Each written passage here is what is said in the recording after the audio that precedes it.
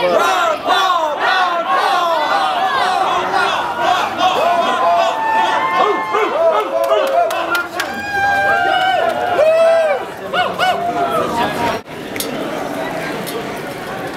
What does liberty mean to me? Liberty means being able to do whatever I want, whenever I want, however I want, as long as I'm not hurting someone else or infringing on someone else's rights. And to me, that would seem like such an easy concept to grasp, but it seems like now our government is involved in every from our sex lives to our personal lives, what we put in our body. To, if we're going to grow corn, you have to have permission from the government to do absolutely everything. So, yeah, to me, freedom is really simple. It's not a means to a political end. It is the political end to be free. Yeah. And what if the road we're going now continues? I'm afraid things will get really bad. Because I've started to know, especially with some of the policies that our current president has enacted, how they're slowly but surely, and they're not doing it all at once, but slowly but surely stripping away little bits and pieces of our freedoms and our rights. So so people don't notice and get out of hand. But soon one building block's going to build on another, and before we know it, we're going to be in a police state. And I don't want to be one of those conspiracy theorists or people like that. But I'm afraid if we continue down the road we are, that's what'll happen. They're all posed and everything. Wow, they are animated. They are energized. They are uninhibited. Ron Paul liberty. Yeah. Well, where is this going from here?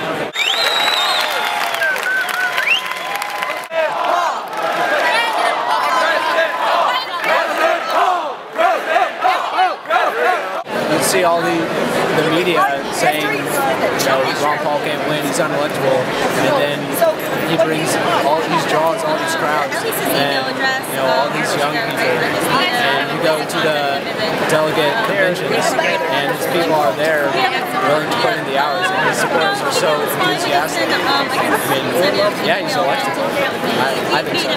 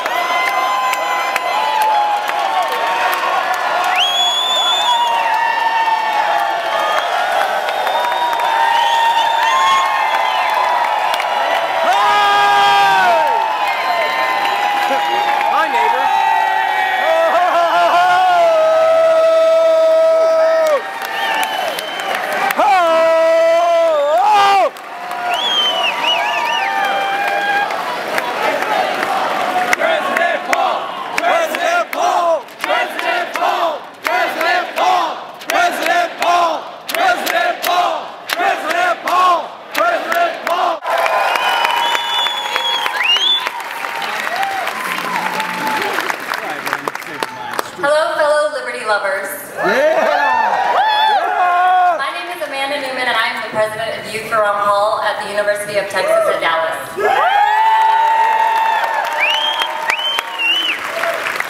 Good evening, everybody. My name is Stacy Chen, and I'm the vice president.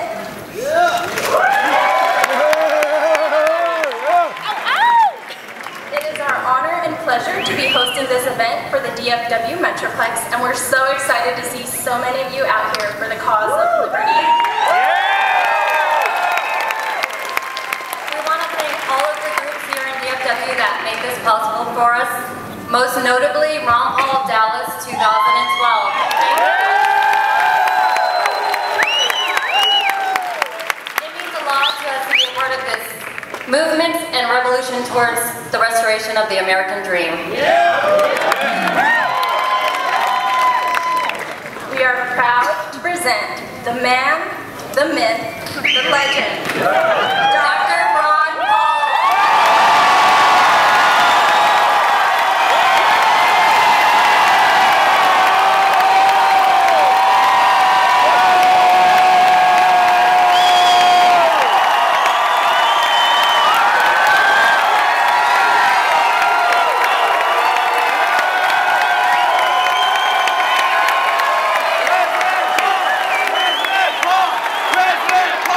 President Paul!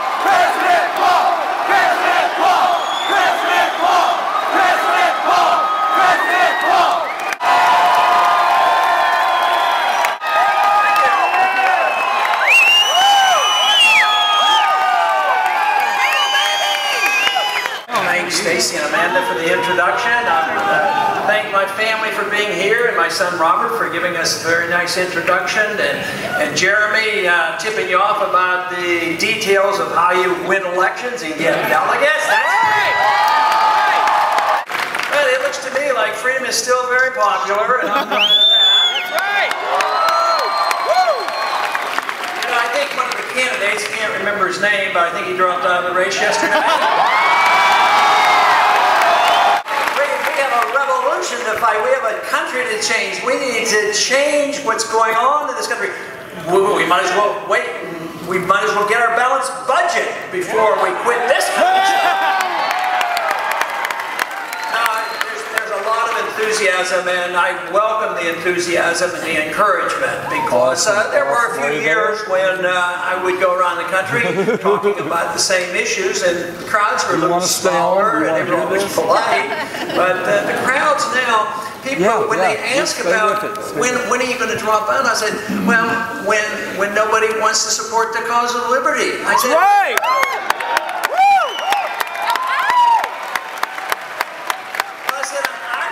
We don't have a $4 million deficit in our campaign. Our numbers are growing.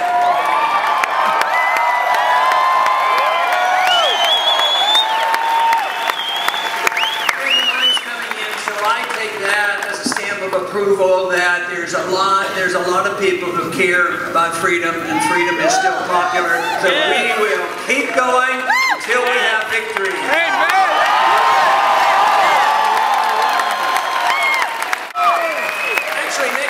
Next year would be an appropriate year. The Fed's been around for nearly 100 years, 1913, and they've destroyed 98% of the value of the 1913 dollar. So let's not let them do the 2% left. Let's have next year, let's have a bill to repeal the Federal Reserve Act.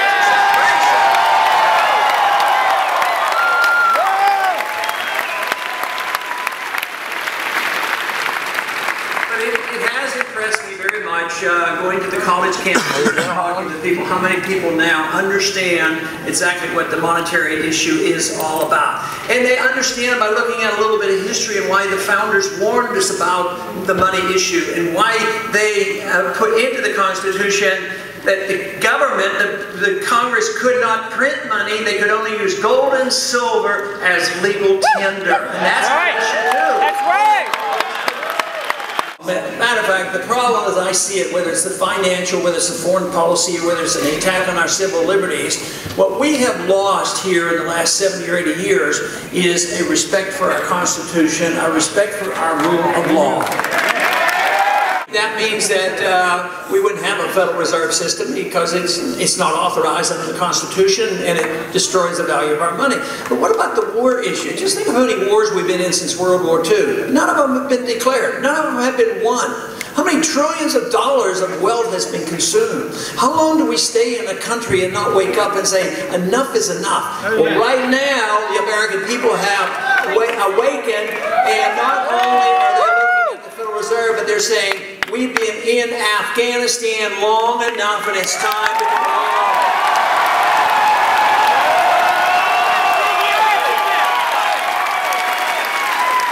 When we take an oath in the office, we take an oath to defend against all enemies, foreign and domestic. Well, I'm more worried right now about the domestic problems we have.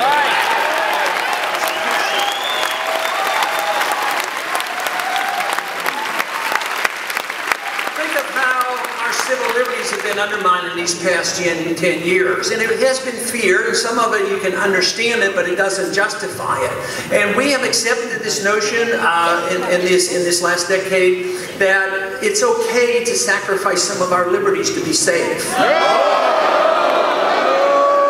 That is correct. It is never necessary to sacrifice liberty for the safety. And the founder said, if you do, you're not going to be safe, and you will lose everything. You will not, and you'll lose your liberties as well.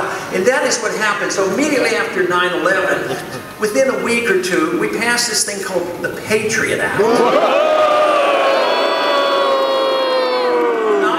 Personally, some members of Congress have voted for the Patriot Act because they said it sounded good. I argued with one member on the day he was voting for it, and I said, this, you haven't even had time to read it. This just came up an hour ago. He said, I know. I said, you know, there's some bad stuff in this bill. He says, I know. And I said, what are you going to vote for? He says, well, I just can't go home and explain to my constituents under these conditions why I voted against the Patriot Act. I said, well, that's your job. Go home and explain it to them.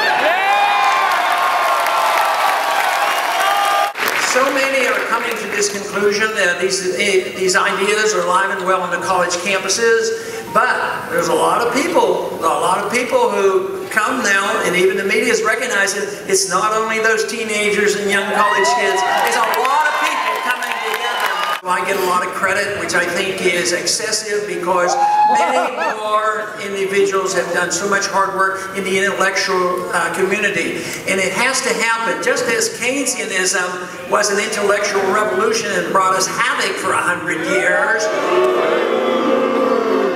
but even in the 20s and early 30s, the persistence was, yes, we still believed in free enterprise and the gold standard and all this, but behind the scenes, the intellectual community was saying, no, it's fascism and communism and socialism and interventionism and welfarism and inflationism and central banks, and they won the day. But they're losing now because their system is obviously failing and the people know it. The most important thing is to become knowledgeable, believe in it, and if you're prepared to understand what liberty is all about and you want to participate, people will ask me, what should I do? Where should I go? Well, if you're prepared and you have credible evidence that you're convinced, somebody will make use of your talents. And we all have different talents, we all have different responsibility, but if nothing else, we have responsibility for ourselves. Just think if everybody took care of themselves, what a wonderful place this world would be.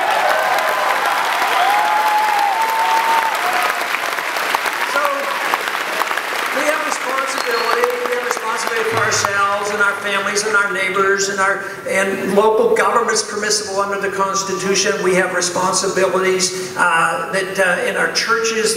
There's a lot that can be done, and there's so much goodness out there. So we really want a healthy economy where there are more rich people, because what are they going to do with their money? They're going to help people. The money would be there, but there would be a greater amount of wealth. But we have destroyed the wealth machine in this country. And I don't think very many people I know in Washington understand how serious it is, because they think they can borrow and spend and print money. It's going to last forever.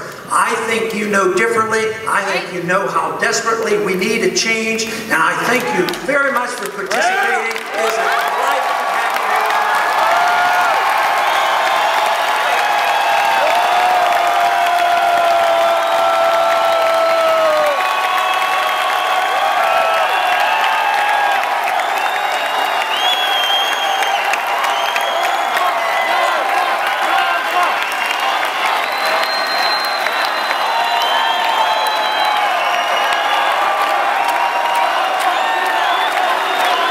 That's the top.